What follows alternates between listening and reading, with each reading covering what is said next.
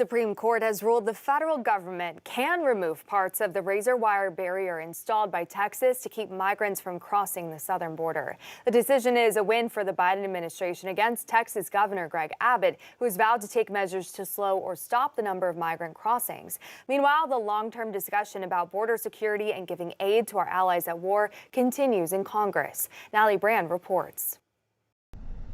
Razor wire installed by the state of Texas along the U.S.-Mexico border can now be removed by the federal government following a ruling by the Supreme Court. In a 5-4 decision, justices sided with the Biden administration, allowing the barrier's removal while the legal challenge plays out in lower court. Border Patrol needed access, and that's why we sued to get rid of that razor wire so that they could do their jobs. The decision comes as Senate negotiators close in on a bipartisan deal that would impose tougher immigration and asylum laws in the U.S. Negotiators are still working through some outstanding items.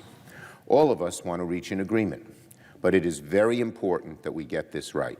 Republicans have pushed for significant limits on asylum and stepped up deportation efforts in exchange for funding for Ukraine and Israel.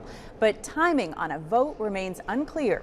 I just don't know that it gets to the point of, confidence level that would allow a yes vote yet. Certainly, I want to be a yes vote, but I'm not a yes vote today. Mustafar Shishti, a senior fellow with the Migration Policy Institute, calls the talks a good start. Congress hasn't been able to agree on anything bipartisan on immigration in more than 30 years.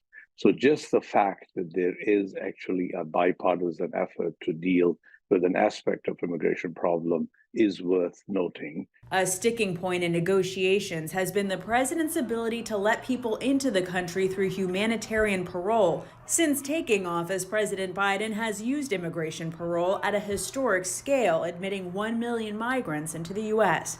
Natalie Brand, CBS News, Washington. A man suspected